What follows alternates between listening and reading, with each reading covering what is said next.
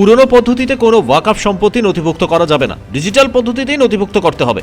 যারা এখনো ওয়াকফ সম্পত্তির জন্য আপলোড করেননি তারা উমিদ পোর্টালের মাধ্যমেই সম্পত্তি আপলোড করতে পারবেন, বললেন রাজ্য ওয়াকফ বোর্ডের চেয়ারম্যান শহীদুল্লাহ মুন্সি। তিনি বলেন, পার্ক সার্কাসের হজ হাউসে নথি আপলোডের কাজ শুরু হচ্ছে।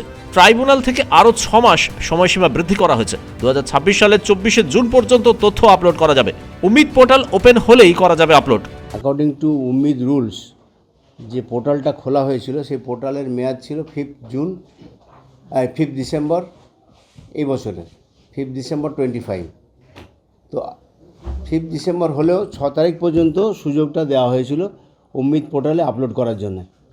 তারপরে আমরা যেহেতু সব মোতোয়াল্লি করতে পারিনি, সুযোগটা ঠিকমতো পাওয়া যায়নি, বিভিন্ন কারণে বিভিন্ন সময় আমরা জানিয়েছি যে সমস্ত ডিফিকাল্টি ছিল, যার জন্য মোতোয়াল্লিরা ঠিক অ্যাক্সেসটা পায়নি পোর্টালে এবং অনেক প্রপার্টি আপলোড করা সম্ভব হয়নি।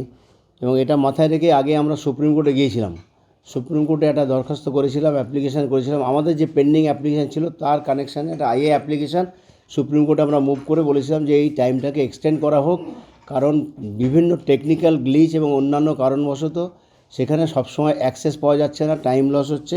সুতরাং ওই নির্ধারিত টাইমের মধ্যে আমরা আপলোড করতে পারবো না, এটা অ্যান্টিসিপেট করেই আমরা সুপ্রিম কোর্টে প্রেয়ার করেছিলাম। এবং সুপ্রিম কোর্টে যখন মামলাটা হলো তখন আমরা দেখলাম যে বিভিন্ন স্টেট থেকে একই অভিযোগ নিয়েই মামলাটা হয়েছে, তারাও তাদের মতো অ্যাপ্লিকেশান করেছে। তো আমাদেরকে সুপ্রিম কোর্ট একটা লিভ দিয়েছিল যে যেহেতু 3B-তে একটা প্রভিশন আছে ট্রাইব্যুনালে অ্যাপ্রোচ করা যায়, সুতরাং আগে ট্রাইব্যুনালের যে রেমেডিটা সেই রেমেডিটা এক্সজস্ট করে তারপর তোমরা এসো।